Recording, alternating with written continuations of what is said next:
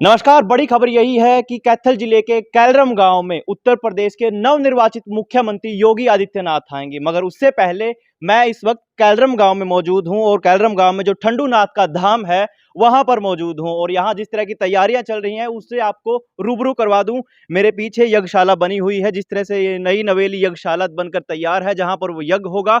और उसके बाद यहाँ पे जो दूसरी तमाम जगह हैं और गांव के कुछ गणमान्य व्यक्ति भी यहाँ पे मौजूद हैं। और जिस तरह की तैयारियां चल रही हैं और जिस मंदिर में मूर्ति का विराजमान यानी प्रस्थापना होगी उस मंदिर के भी आपको दर्शन करा दूं। और वो मंदिर बिल्कुल सामने है। मैं अपने कैमरा सहयोगी से कहूंगा कि उसको एक बार जूम करके दिखा दे। जो नवनिर्मित मंदिर बनकर तैयार है जहां पर मूर्ति स्थापना करेंगे गांव के गणमान्य व्यक्ति और साथ में मौजूद होंगे उत्तर प्रदेश के नवनिर्वाचित मुख्यमंत्री योगी आदित्यनाथ। तो गांव के गणमान्य व्यक्तियों से भी जानते हैं कि तैयारियां कैसी हैं।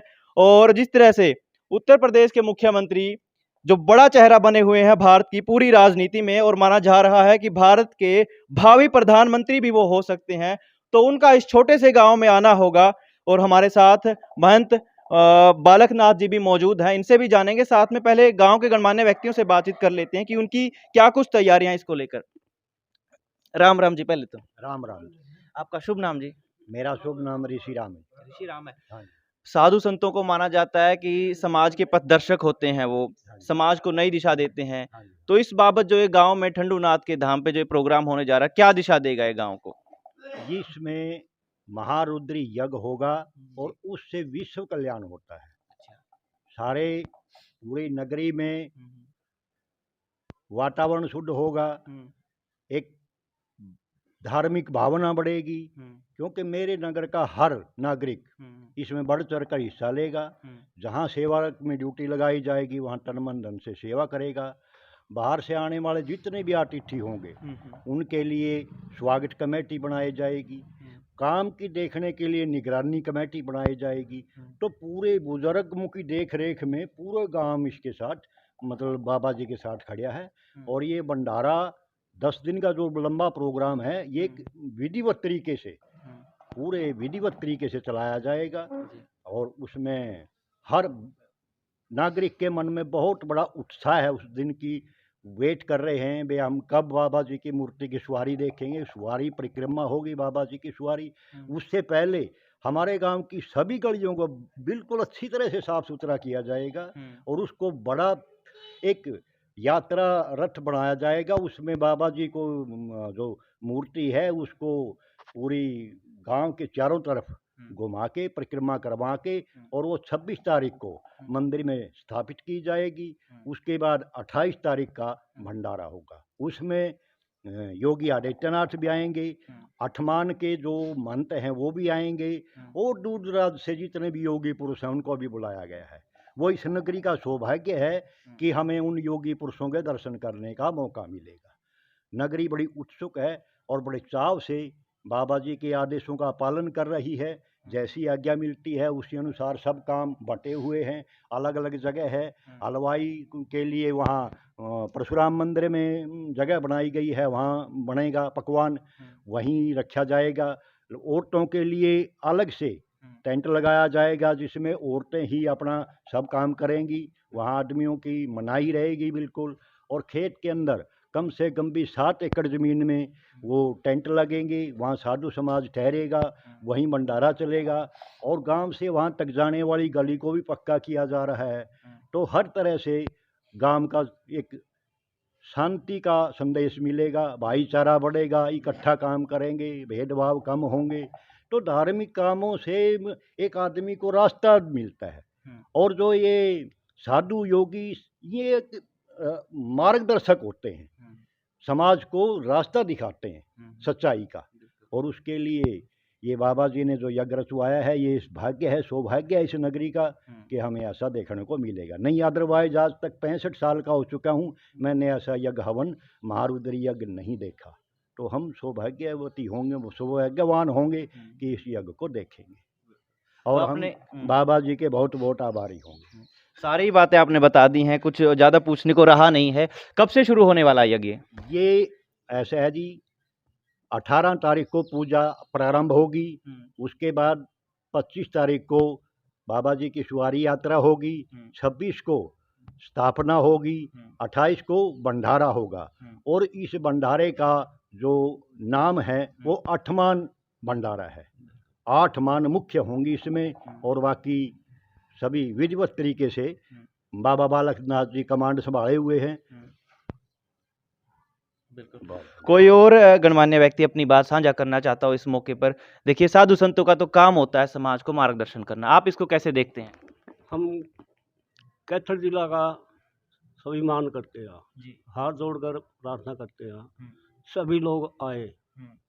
कदाच हल्का का तो हमने न्योता दे रखा है हर कुड़ी का 60 काम पड़ते हैं और देखो बाबा ठंडूनाथ की कृपा से ये हमारा बेड़ा पार होएगा। 400 साल पहले पुरानी बात है ये, तो हमारे बुजुर्ग बताए करते। इसको समाधि ली थी, उस समाधि के बाद इसका कोई भी यज्ञ नहीं होया था। आज हमारे बालकनाथ बाबा जी इसका यज्ञ कर रहे हैं। गांव के लिए इस बड़े सौभाग्य की बात है। एक और दादा, आप बुजुर्ग मेरे दादा की उम्र के हैं, आप इसको बताइए, अपनी उम्र में आपने कभी देखा ऐसा यज्ञ? नहीं देखा जी। मान तो 70 साल का गया, मैंने कोई कुछ नहीं देखा। बनी तो देखे थोड़े 500 बाबे बुला लिए है कि मतलब जो है जग करेगा बनागा सारा कुछ, मैं अब तक नहीं देखा। अब देखा कहते कुर्डी लाइट थी बोला याद यज्ञ बनेगी इसकी। कुर्डी देखी मतलब कुर्डियों कूद का जाएगा मान पर बाबा जी बालकनाथ आएगा इसके धन्य बात जी। हाँ, तो आप अगर इसमें कोई बात शामिल करना चाहते हो ठीक है। ये बताओ, कैसा लग रहा है आपको गांव के नजरिए से? देख बताओ। गांव की तरफ से बहुत अच्छा भंडारा लग रहा है ये। गांव की जो भी गलियां हैं उसमें सजाया जाएगा और हमने कभी ये यज्ञ नहीं देखा। 45 साल हो गया आज। ये बहुत अच्छी बात है, बाबा जी ने बहुत अच्छा काम किया है। ये नगरी का साथ देगी पूरा, जैसा भी नगरी पे शौक बना है वैसे नगरी ने बहुत बहुत धन दिया है, पैसे दिए हैं, सेवा करी है। तो पूरा गांव राव तन मन धन से साथ है और महंत बालकनाथ जी भी मेरे साथ हैं। पहले बताइए, इतना बेड़ा आपने उठाया, इतना बड़ा ये कर्म कर रहे हैं आप, पूरे गांव समाज को और गांव गुआंढ को भी बड़ा संदेश देने की कोशिश कर रहे हैं, कैसे देखते हैं? हम इस नगरी का, ये नगरी हमारी माँ बाप है और इनके कंधे के ऊपर ही हमने ये बेड़ा उठाया है। तितरम समस्त गांव और समस्त गांव कैलरम इनका सहयोग से, इनकी सेवा से, इनकी आत्मा से, इनका धन से और महाराज गुरु महाराज का भजन कर्म करने से ये महारुद्री यज्ञ होने जा रहा है कलम नगरी के अंदर। और हर पूरे भारत के श्रीनगर से लेकर कन्याकुमारी तक के हमारे संत, योगी पुरुष, साधु समाज, सन्यासी, उदासी, बैरागी, चारों संप्रदाय के साधु संत इस धरती में आएंगे। अतिथि देवो भव। हम उनकी सेवा के लिए तन मन से हमेशा उनको अर्पित है हमारा। तो इतनी बड़ी व्यवस्था को कैसे संभालेंगे आप? क्योंकि गांव तो है देखो छोटा सा, लेकिन बाहर से जब बड़े बड़े संत आएंगे तो व्यवस्था बिगड़ेगी नहीं फिर? नहीं जी, हम तो शांति के प्रति बिगड़ने का तो नाम ही नहीं है किसी समय। क्या हर हमारे माई बेबे बुढ़ा बुढ़ी सेवक बाल गोपाल इस सेवा में तन से और मन से लगे रहेंगे 24 घंटा। 18 तारीख से लेके 28 तारीख तक दिन रात सेवा में जुटे हैं। तो योगी आदित्यनाथ जी भी आएंगे यहाँ पे, उनके ठहरने का कोई प्रोग्राम? उनके ठहरने का इसी डेरे के अंदर होगा बाबा ठंडूनाथ जी के। क्या उनके हाथ से बहुत से या नवनिर्माण के काम होंगे। कुछ गांव राम को भी उम्मीद है कि वो जब इतने बड़े पद के मुख्यमंत्री यहाँ पे आएंगे तो गांव राम को भी कुछ मिलेगा, ऐसे ही लोग उम्मीदें कर रहे हैं। वो हमारे अतिथि देवो भव है। अतिथि देवो से सिर्फ आशीर्वाद लिया जाता है, कुछ मांगा नहीं जाता है। क्या मांगने के लिए बहुत समय है। अतिथि देवो भव होते हैं, वो भगवान का रूप होता है, वो कुछ ना कुछ आशीर्वाद ही उनका लिए हमारे लिए सौभाग्य है। तो अतिथि देवो भव, बहुत बहुत शुक्रिया जी। तो अतिथि देवो भव का ये संकेत है बहुत बड़ा और 65 गांव की पंचायतें शामिल होंगी, 7 एकड़ भूमि में टेंट लगाया गया है, भंडारा होगा और उत्तर प्रदेश के मुख्यमंत्री योगी आदित्यनाथ भी आएंगे। तो इतने बड़े महायज्ञ ये कैसे संपन्न होगा, इतनी बड़ी व्यवस्था गांव कैसे देख पाएगा? एक चैलेंजिंग मोमेंट तो है ही, मगर गांव के लिए उत्साह भरा माहौल भी है। कैमरा सहयोगी अजय के साथ मैं अजय कुमार, कैलरम।